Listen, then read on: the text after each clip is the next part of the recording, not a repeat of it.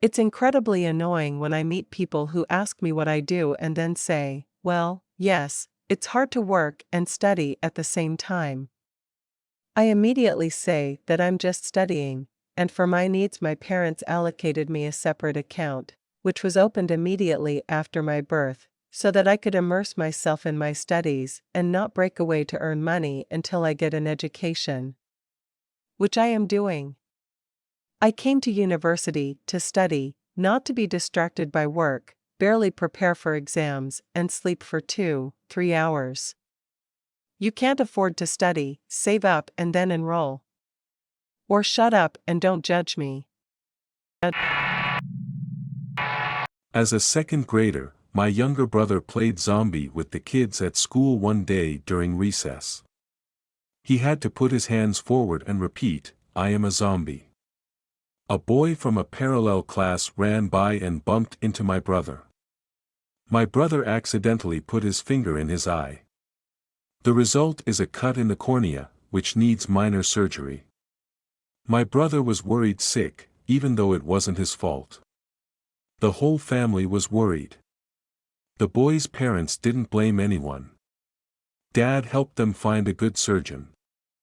Fortunately, the boy was helped, he is healthy.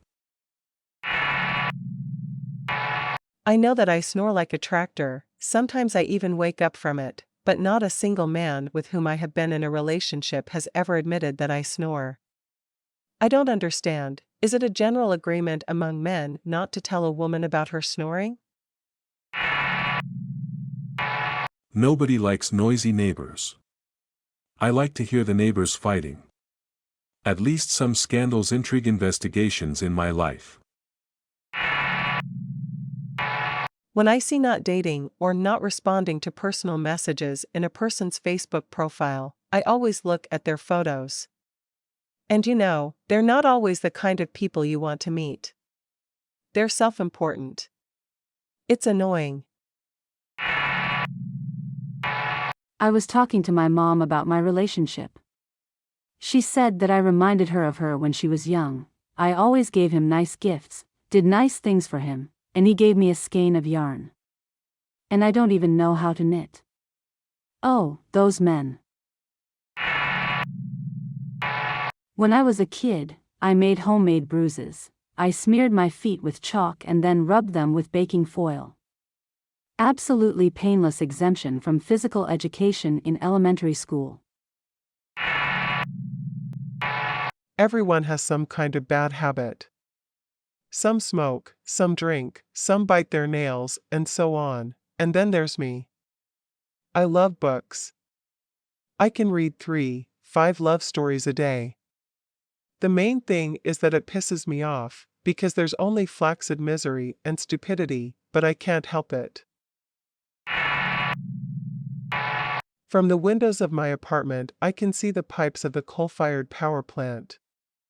The name Tina is written on one of them. My grandmother told me that a guy decided to propose to a girl whose windows also overlooked these pipes. He painted only her name and went off. And the inscription has never been painted over since then. It's been more than 30 years. There was a nasty counselor at summer camp. If we laughed, she would swear and insult us. So we took revenge on her at night. As soon as she fell asleep, we smeared her glasses with toothpaste and poured water in her shoes. Then we'd make a lot of noise to wake everyone up.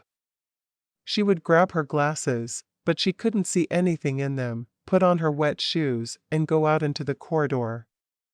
We laughed, ran away, and pretended to be asleep. For my 18th birthday, my grandmother gave me a candy bar, flavored notebook, and a small purse. One day we had a fight, and in a fit of anger I ripped out the scribbled pages and threw the notebook at her saying, "Take it back." I vividly remember how, when she gave me the gift, she cried, apologizing that she couldn't buy anything else. I also remember her sad and confused eyes when I threw the notebook. She raised us alone, having lost her entire family. But I didn't make a person out of me. I hate myself. I once found an ad for a part-time job. They were looking for a model for a massage. I, as the most naive person in the world, of course sent in my candidacy. Anyway, some jock massaged my anus and shook his dick at me. It was terribly, terribly embarrassing, but I came. After this incident, I never looked for a job on dubious sites again, but it was a real adventure on my heel. Lately, I've been feeling so bad morally that I miss the times when my mom and I were left alone to grieve for my father. Back then, there was no new husband doing the wrong thing and getting nothing for it. There was no serious relationship that I fear more than life to lose, but I don't see myself being valued in it. There was not this university that I am aging 6 hours every day. It was just me and my mom and one problem, the solution to which did not depend on us. When my dog was getting his nails cut, they slightly cut his paw and I saw a drop of blood. I fainted right on the dog groomer's table, where they pumped me full of ammonia for animals.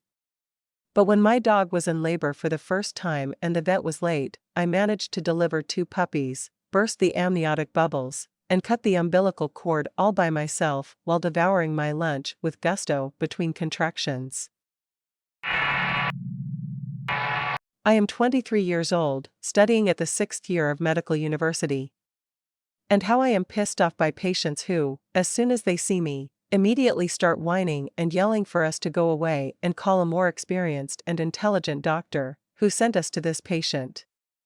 Why does a 30-year-old mom who fed her 6-month-old baby smoked sausage think she's smarter than me? I, by the way, will soon be treating her and her bastards. I never understood how my mom put up with my dad snoring. I'd even get up in the middle of the night, close all the doors, and still couldn't sleep. I'd get a nervous tic. I always thought I couldn't live with someone who snored. But I didn't think that until I met my young man. I even want him to snore. Immediately, I want to cuddle up and sleep under the snoring of my beloved. I have a psychological problem. When I have to go somewhere out of the house, I start to want to poop, my stomach starts rumbling and grumbling, and I panic. I am afraid that I will get sick outside the house. Because of this, I miss a lot of school and hardly go anywhere. My self-esteem has hit rock bottom. Went to a psychiatrist, diagnosed nervousness, prescribed antidepressants, which I drank for 6 months. Except for an elevated mood, there are no changes. I feel inferior. After the wedding, I started to notice that there are a lot of handsome, young guys around. They stare at me, I don't mind. And I was so depressed, I felt like howling. Why did I agree to this fucking marriage? Where were my eyes? I'm 20 years old and he's 29 years old. Fuck. I convince my friend to take him to bed, and I catch them in the act. Scandal, divorce, freedom.